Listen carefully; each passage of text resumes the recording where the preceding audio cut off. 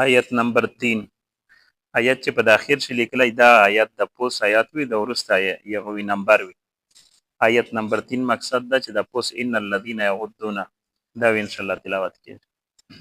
صفحه نمبر 822.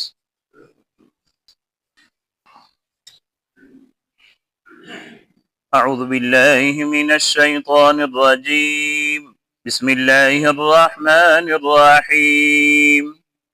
إن الذين يغضون أصواتهم عند رسول الله أولئك الذين امتحن الله قلوبهم للتقوى لهم مغفرة وأجر عظيم.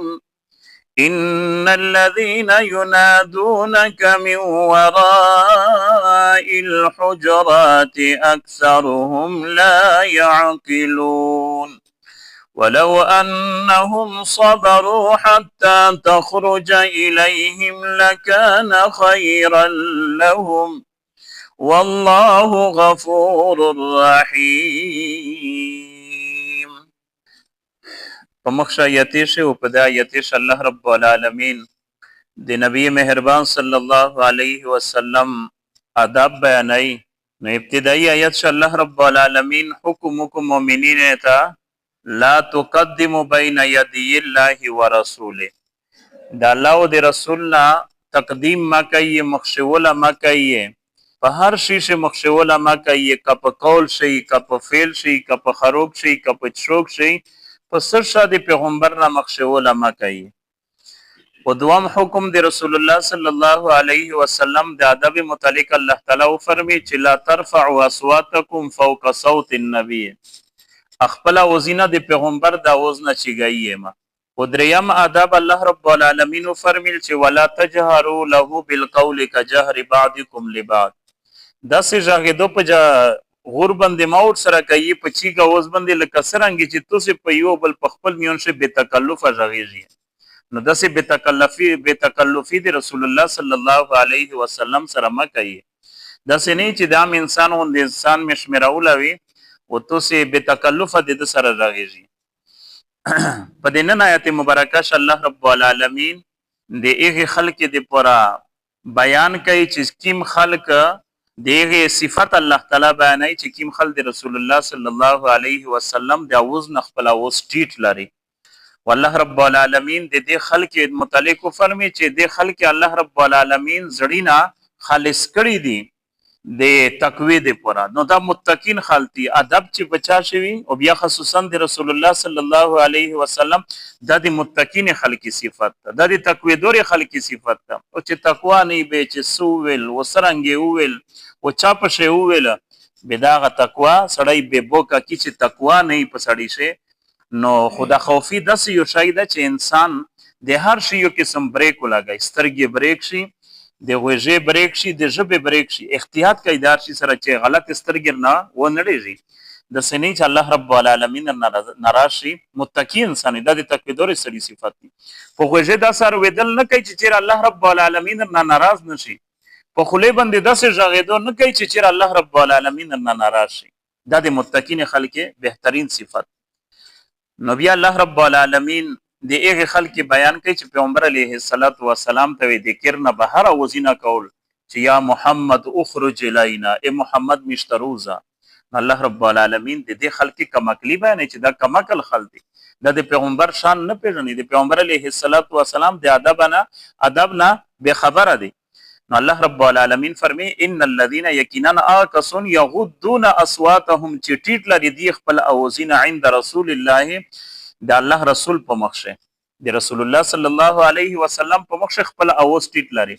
چې کله دا یتین رول کنه حضرت عمر رضی الله تعالی عنہ واقعا بیان شوی چې حضرت عمر رضی الله تعالی عنہ خپل اوز دمر ټیټ لورو چې پیغمبر علیه الصلاۃ والسلام په مجلس شه سور ددنه پښتنه کله چې عمر صدې ویل منور ویدل او کوشش وېداو چې د دسنې چاوز د مونږه چیک شي. اولئک الذین دا کسون دی امتحان الله چې خالص کړي دی الله رب العالمین قلوبهم زړینا دی لتقوا دی تقوی دی پر دی زړینا دا خالص دی.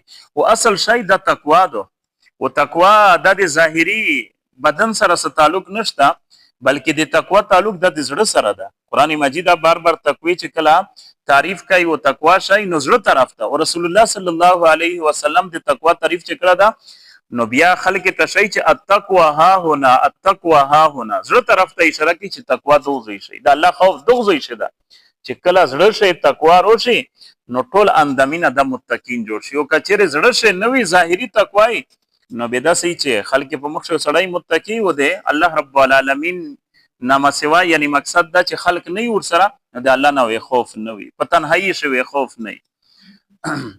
لهم دغه خلق مغفرتون چې د دې په دې پر بخشش الله رب العالمین د خلق دې پر بخشش کړه چې کیم د پیغمبر علیه الصلاۃ والسلام آداب سوتی و اجر عظیم، ولوی اجر د دغه خلق دې پر. ان الذين يقينا اكسون ينادونك چې تو تعوذینا کوي من وراء الحجرات د کمرې نه بهر د تو د حجرات نه بغیر بهر اتو تاوس کوي اوس وسکو یا محمد اخرج الینا، اے محمد میش طرف تروزه. نو دا هغه خلق وی بنو تمیم قبیله وا چې پیغمبر علیه الصلاۃ والسلام ملاقات ته راغلی وی. بیا پیغمبر علیه الصلاۃ والسلام په دې وخت په خپل کیر شو. رسول الله صلی الله علیه وسلم د صحابه کرام خو تربیت داسې انداز باندې شو چې دې ته د پیغمبر علیه الصلاۃ والسلام د اوقات پته و چې پیغمبر علیه الصلاۃ والسلام په دې وخت په کیر شي خپل مصروفیات دي کېره غاریلو مسائل وی کیسې وی ضرورتینا وی دغه رنګه د پیغمبر علیه الصلاۃ والسلام آرام وی نو دغه هر شی ویله حسوت به ودی چې کله س 4 وسخه کیسه ورو وغلل نو پیغمبر علیه الصلاۃ والسلام ته په مسجد نبوي شه انتظار کو اوز وینو تکو د صحابه کرام تربیت او چې کله د کیم خلق داسي چې پیغمبر علیه الصلاۃ والسلام ته بهر نه رول نو هغه ودا نو غنلا چې پیغمبر علیه الصلاۃ والسلام په آرام باندې د پیغمبر علیه الصلاۃ والسلام ډیره لوی ذمہ داری دو د انسانیت اصلاح کول. نو دا سم معمولی ذمہ داری نه دو. پیغمبر علیه الصلاۃ والسلام په دې شټوله ورځ لګیاو په دې شوي شپیا لګیاو به چې کله سم موقع ملاو شو آرام وکړو په کیر شه نو دا خلق ورول به دغه چغه والي او دا وزینه وکول چې اخرج یا محمد الینا مش طرف ته محمد روزه. د الفاظ په خپل باندې د یا محمد لفظ چکیندا دا د ادب نه خالیدا. ګورا قران مجید چې توک سره پیغمبر علیه الصلاۃ والسلام ته الله رب العالمین کی الفاظ استعمال کړي یا ایها الرسول، یا ایها النبی، یا ایها المزمل، یا ایها المدثر. الله رب العالمین په دې الفاظ باندې پیغمبر علیه الصلاۃ والسلام مخاطب کړه دا او دی وسویل چې یا محمد.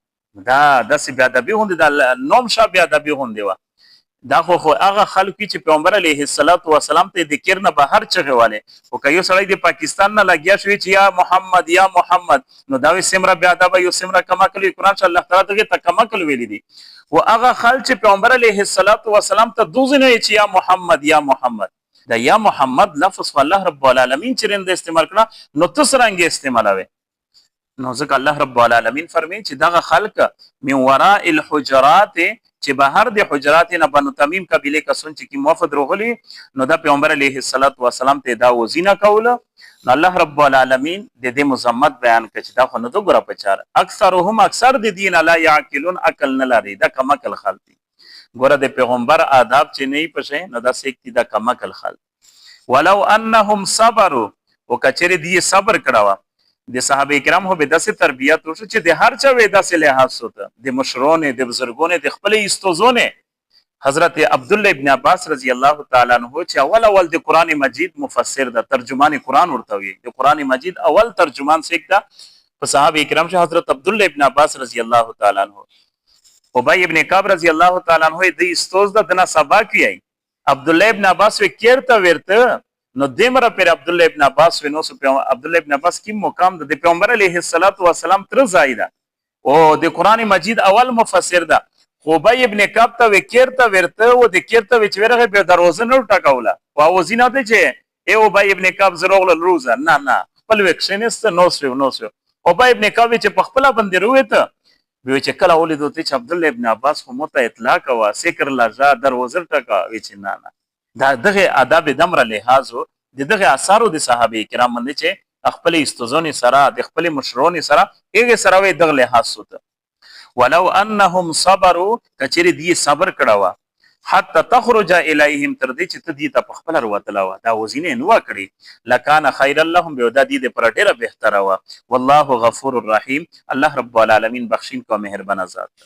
अमीन। अल्लाहुम्मा रब्बना आतिना फिद दुनिया हसना व फिल आखिरति हसना व किना अज़ाबन्नार। अल्लाहुम्मा रब्बिग़फिर वरहम व अंत खैरुर राहिमीन। रब्बना हब लना मिन अज़वाजिना व ज़ुर्रिय्यातिना क़ुर्रता अयुन वजअलना लिल मुत्तक़ीना इमामा। वसल्लल्लाहु